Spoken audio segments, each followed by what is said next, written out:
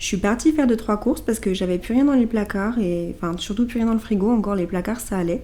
Mais il fallait vraiment que je me rachète à manger, en tout cas au moins pour une semaine. Et franchement, je suis vraiment super contente parce que j'en ai eu que pour 46 €, ce qui est plutôt exceptionnel venant de moi.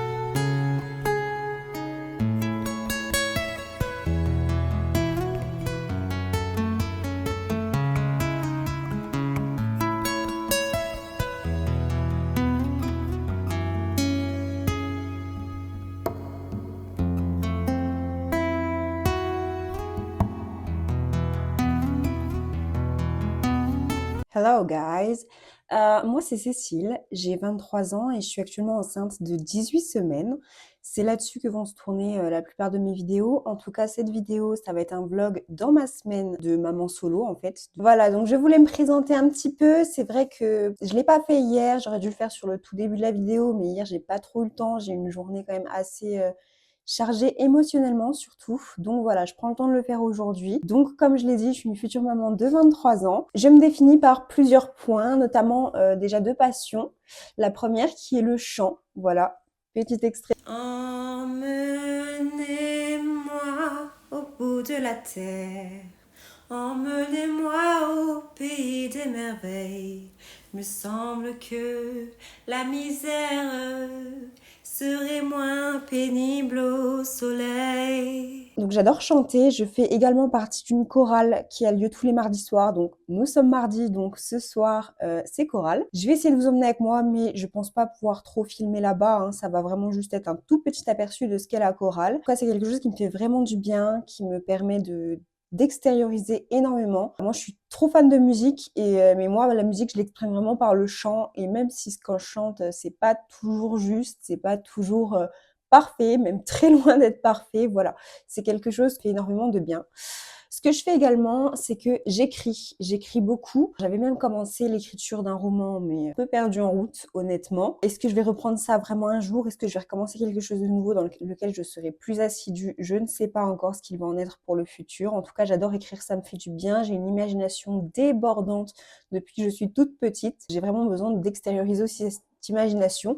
Et je me sers aussi de l'écriture pour extérioriser ce qui ne va pas en moi. Par ailleurs, du coup, j'ai un compte Instagram sur lequel il n'y a vraiment pas grand-chose parce que je l'ai démarré il y a vraiment très peu de temps, sur lequel j'écris toutes mes difficultés, notamment au niveau sentimental. En tout cas, ce que je ressens, ce qui est vraiment au fond de moi, c'est vraiment quelque chose d'intime, mais j'essaye de l'écrire de façon jolie, si je peux dire ça comme ça. En tout cas, moi, ça m'aide à pouvoir extérioriser et après, je me sens toujours mieux. Autre chose aussi qui me définit, alors c'est pas très bien de dire que ça me définit, en tout cas, ça fait partie de ma vie et ça prend quand même une très grande place dans ma vie. C'est que voilà, j'avais dit pour la vignette de la vidéo qu'on allait parler santé mentale et c'est effectivement ce qu'on va faire là, que je suis diagnostiquée borderline depuis maintenant plusieurs années, en plus avec une suspicion de bipolarité. Dans tous les cas, j'avais le même traitement qu'une personne bipolaire. Il faut savoir que même enceinte, je garde un traitement qui se constitue que à base d'antidépresseurs, de régulateurs d'humeur et alors c'est un antihistaminique que je prends le soir pour aller me coucher, mais en fait il a des propriétés un petit peu sédatives, somnolentes on va dire, voilà, qui m'aident à tenir en fait toute la nuit, sinon je me réveille 15 fois par nuit et ça c'est pas possible. Alors, tout est sous contrôle, hein. C'est contrôlé tous les mois par le psychiatre et par la sage-femme que le traitement n'affecte pas bébé, donc je me fais aucun souci à ce niveau-là et de toute façon on m'a retiré les 3/4 de mon traitement déjà quand je tombe enceinte, donc le peu qui reste en fait c'est vraiment ok pour bébé et dans tous les cas il faut que moi j'aille bien pour que bébé puisse aller bien, donc c'était une condition sine qua non, hein. Je ne pouvais pas arrêter tout le traitement comme ça du jour au lendemain. Il faut savoir qu'en ce moment, je traverse une phase un petit peu compliquée de ma grossesse. Enfin, pas nécessairement due à la grossesse, mais plus au niveau mental. Voilà, j'avais bien remonté la pente et j'ai eu des événements qui ont fait que, dont je ne parlerai pas dans cette vidéo, mais j'ai eu des événements qui ont fait que, voilà, je suis un peu redescendue. J'ai été très mal pendant quelques jours, mais j'ai eu beaucoup de soutien de la part de mes amis et de ma famille qui m'ont beaucoup aidé à remonter la pente. Donc là, je dirais que dans l'ensemble, ça va. J'ai des soirées toujours qui sont très très compliquées, ponctuées de déprime et d'angoisse. Mais voilà, je survis à mes soirées, je ne fais plus de bêtises, je ne me fais plus de mal. Tout est relatif, je prends soin de moi, je prends soin de bébé, donc on va dire que c'est le principal. Et donc, comme vous avez vu, ce matin, j'avais rendez-vous avec mon psychiatre et donc je voulais vous faire un petit update de ce rendez-vous-là, savoir un petit peu, alors pas ce qui s'était dit, mais ce que ça m'avait apporté et moi, ce que j'en ai retenu. Alors, j'en ai retenu dans un premier temps que, voilà, même si je lui ai parlé évidemment de ces soirs qui sont compliqués, j'en ai retenu que je suis un être humain. Il est normal que je ressente encore des émotions, même si voilà, moi les émotions ça a toujours été le truc hyper compliqué, hyper dur à gérer en tout cas. Donc je suis un être humain, il est normal que j'ai des moments de bas, que je vive des émotions et qu'il y ait certaines choses qui me déplaisent. J'ai retenu aussi que lui, c'est quelqu'un qui, on va dire, voit le bon fond chez tout le monde. Il va croire que, enfin il va pousser dans ses paroles, dans ses explications, à dire que tout le monde est sincère parce que tout type de patient, il se dit que derrière chaque action, il y a une raison psychologique, enfin, ou des émotions qui ont fait que. Et il a raison. Seulement, voilà, moi, je retiens de ce point-là que lui a raison. Les gens, peut-être qu'ils ont agi comme ça parce que il y avait une raison derrière qui les a poussés à agir comme ça et que c'est pas forcément ce qu'ils pensaient ou etc.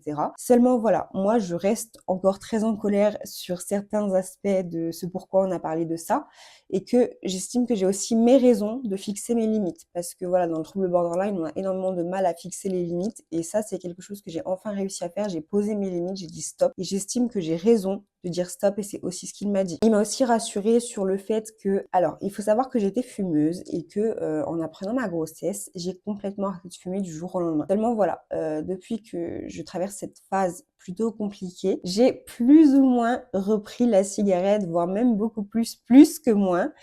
Je suis pas du tout fière, je me culpabilise énormément par rapport à ça, par rapport au bébé. C'est quelque chose que je vis très mal et pourtant j'arrive pas à m'en empêcher, j'arrive pas à m'arrêter. J'aimerais arrêter à nouveau, mais c'est pas aussi simple que ça. Je pense que tous les fumeurs, on se comprend. Voilà, alors il m'a vraiment rassurée sur le fait que si ça m'empêchait de me faire du mal ou d'attenter à mon corps, etc., que finalement c'était quand même un moindre mal et que de toute façon le tabac était beaucoup moins nocif pour le bébé que tout ce qui serait par exemple alcool. Donc moi je ne bois pas, enfin je ne bois plus du moins depuis que je suis enceinte. Ça m'a pas mal rassurée à ce niveau-là. Et j'en ai aussi énormément retenu quand je lui expliquais un peu comment je vivais les choses, mes soirées qui étaient compliquées, etc. Qu'en fait il faut absolument que je me change les idées, que je fasse des choses pour me sortir la tête de tout ce qui ne va pas. Parce qu'en fait, je suis quelqu'un qui analyse énormément. Il faut savoir que j'ai beaucoup d'années de thérapie psychologique derrière moi.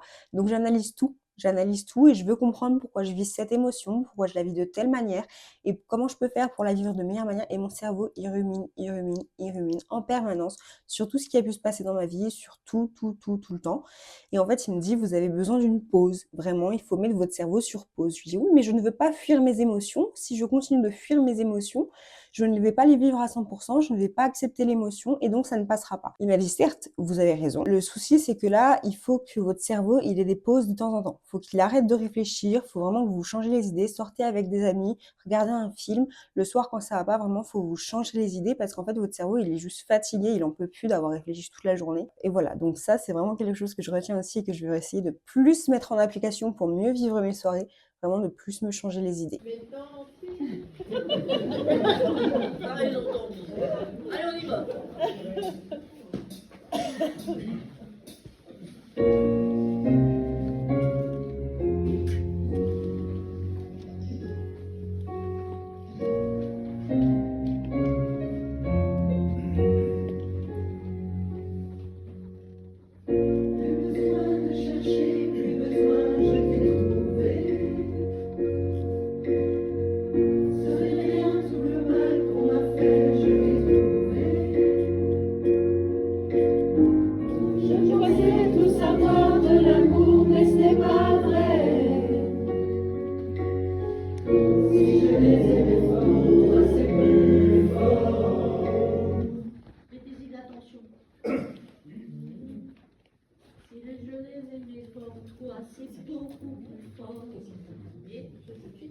Les sopranos à recommencer, il faut éviter de rater le démarrage. Hein. Bah oui.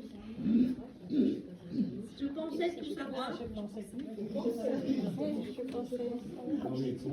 y retourne. Donc c'est je pensais.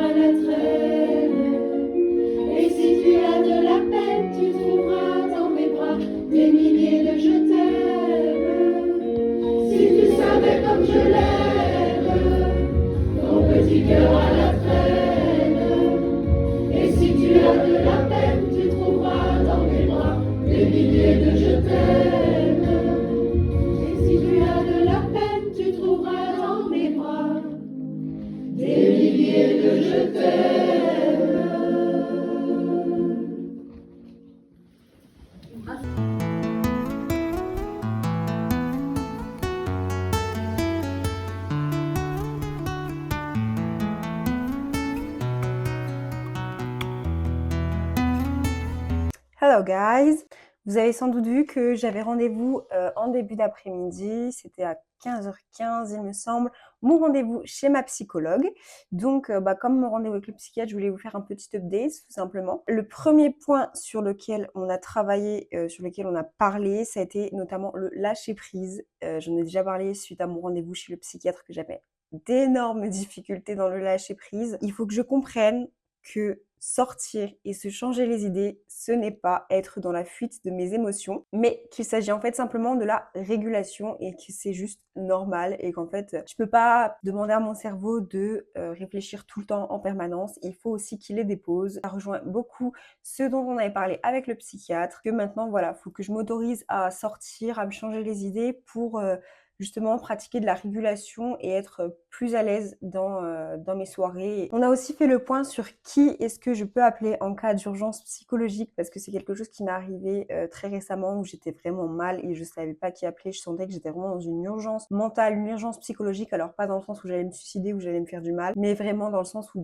fallait m'aider. Donc on a fait le point et il en est ressorti qu'il y a 3 structures que je peux appeler, notamment le CMP, avec qui je suis déjà suivie auprès d'un infirmier psychiatrique. Donc je suis déjà suivie là-bas, donc ils me connaissent. Le CMP, c'est quand même un endroit où on peut appeler en semaine sur des horaires de semaine, hein, simplement. Donc on peut les appeler quand ça va pas. En fait, ma psychologue m'a expliqué qu'il y a toujours un infirmier qui est de garde là-bas et qui doit pouvoir répondre aux appels, bien sûr dans les horaires d'ouverture du CMP, mais qui doit répondre en cas d'urgence psychologique quand on a simplement besoin de parler. Autrement, je peux également appeler le SAMU, vraiment en cas d'urgence, pour simplement pouvoir parler à quelqu'un et potentiellement me rendre aux urgences aussi si jamais il est nécessaire pour ma santé mentale que j'aille aux urgences. Je suis claire avec ça, je ne veux pas être hospitalisée à nouveau, donc je ne serai pas hospitalisée à nouveau. Il faut simplement, comme elle m'a dit, que je sache leur dire ce dont j'ai besoin. C'est-à-dire simplement parler sur le moment. Moi, comme ça, j'ai besoin énormément de vider mon sac. Et c'est vrai qu'une fois que j'ai vidé mon sac, je me sens quand même généralement beaucoup mieux. Et il suffit très souvent de ça pour me faire sentir mieux plutôt que tout de suite m'hospitaliser ou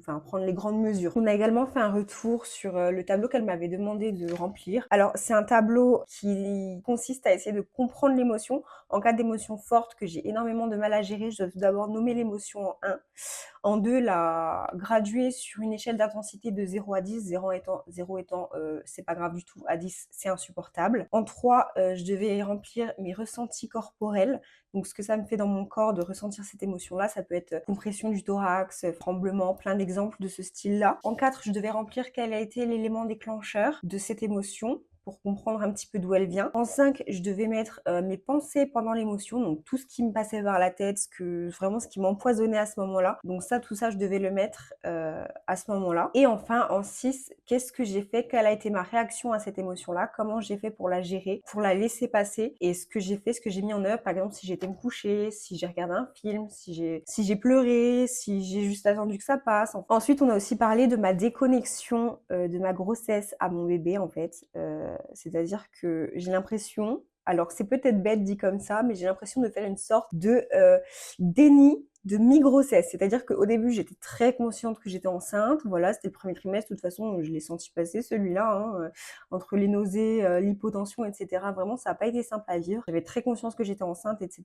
Seulement maintenant, depuis les derniers événements qui m'avaient remis un petit peu, comme j'en avais parlé hier, dans le bas du mouvement. Voilà, depuis, je suis assez déconnectée de ma grossesse. J'ai plus forcément l'impression de comprendre que je suis enceinte, c'est-à-dire que je ne sens pas encore bébé bouger. J'ai rendez-vous chez la sage-femme que tous les mois ou simplement j'entends son cœur, donc c'est bien, mais d'un rendez-vous à l'autre, moi, je sais pas s'il est encore vivant. Je me stresse énormément à cause de ça. Voilà, et en fait, du coup, j'ai plus l'impression d'être enceinte, c'est-à-dire que j'ai le ventre un petit peu gonflé, oui, certes, mais je sens pas bébé bouger. J'ai pas l'impression d'être enceinte, donc forcément, par exemple, pour ce qui est du tabac, ça me motive pas à réarrêter parce que j'ai pas... Alors, théoriquement, je suis très bientôt censée sentir bébé bouger parce que là, je suis à 18 semaines et c'est entre 18 et 20 semaines sur une première grossesse qu'on peut le sentir bouger au départ.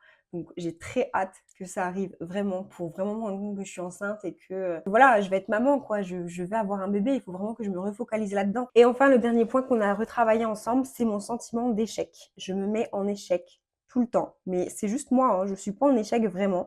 Mais chaque situation, je la vois comme une situation d'échec. C'est-à-dire que ça va pas, je vais rentrer chez mes parents, ça va être un échec parce que je vais pas avoir réussi à rester tout seul chez moi. Je sors, ça va être un échec parce que j'aurais pas réussi à affronter mon émotion. Je fume une cigarette, c'est un échec parce que j'ai pas réussi à dire non et à ne pas la prendre. En fait, je veux tout faire trop bien. Je veux être une mère parfaite. Je veux absolument pouvoir faire le maximum et le mieux pour mon bébé. Et du coup, je me mets énormément de pression. Je me mets une surpression par rapport à ça, qui est vraiment nocif pour moi du coup. Donc en fait, ce qu'on en a retenu, c'est simplement qu'il faut que je sois vraiment indulgente envers moi-même encore plus. J'essaye déjà de l'être, hein, mais il faut que je le sois encore plus nécessairement. Et aussi que je lâche prise. Alors ça, vraiment, il faut que j'apprenne vraiment à lâcher prise. J'ai le même discours depuis hier, depuis mes rendez-vous, etc. Mais il faut vraiment que j'arrive à faire des pauses au niveau de mon cerveau, à lâcher prise et à pas me dire que chaque chose que je fais, c'est mal, de me mettre en échec tout le temps. Non, c'est pas des échecs en fait. C'est juste apprendre à faire avec et je fais au mieux et c'est déjà très bien. Il faut vraiment que j'arrive à me refocaliser là-dessus.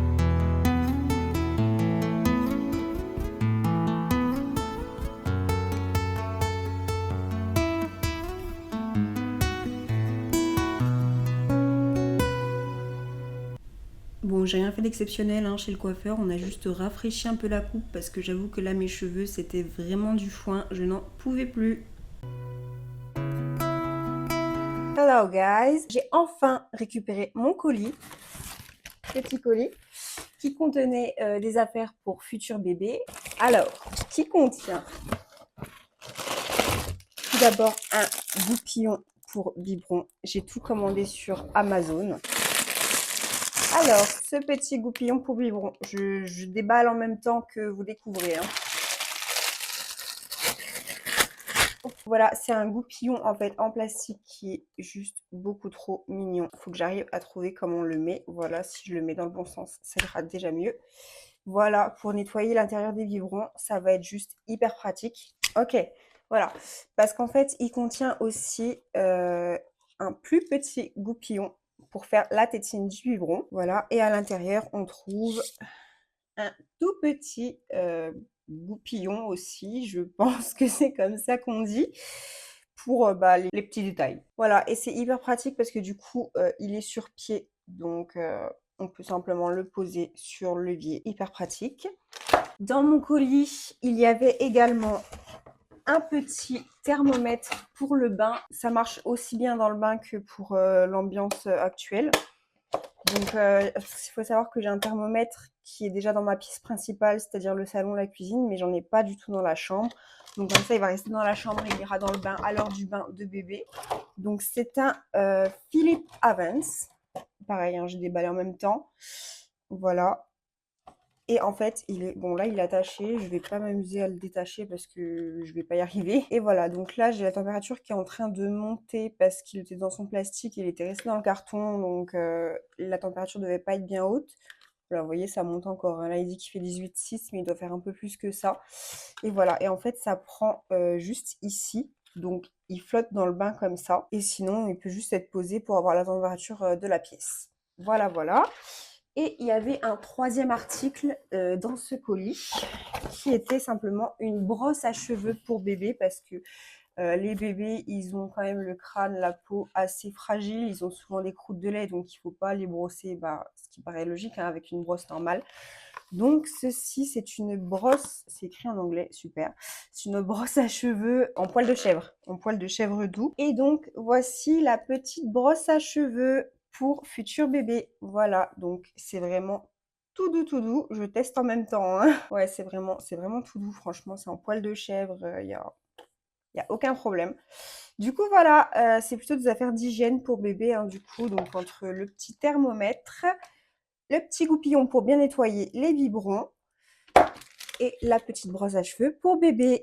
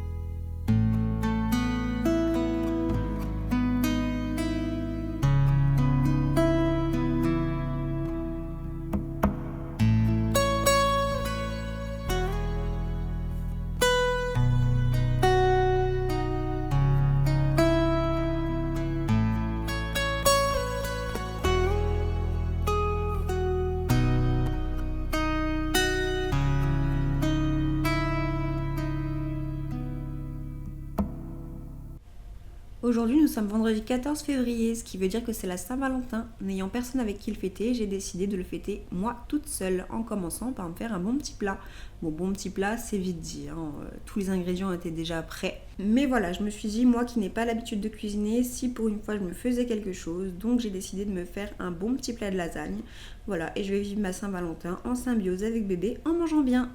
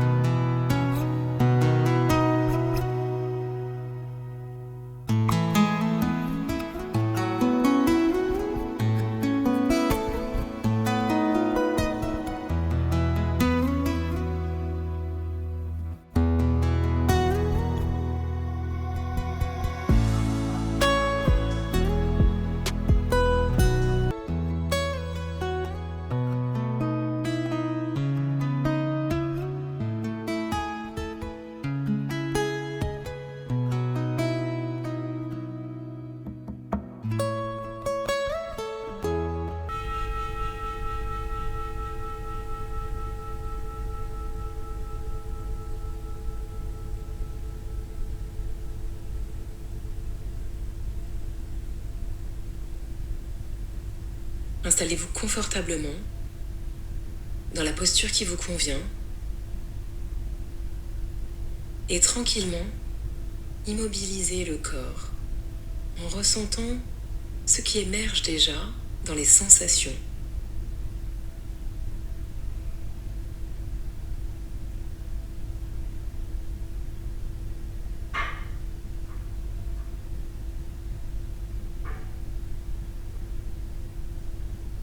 Passer du faire à être.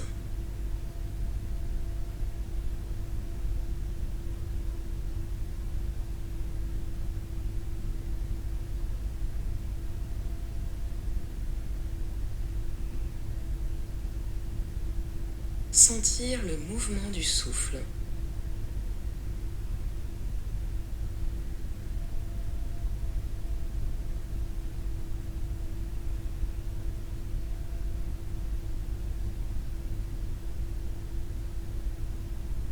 Et peut-être choisir un endroit du corps où les mouvements de la respiration sont les plus évidents, les plus accessibles.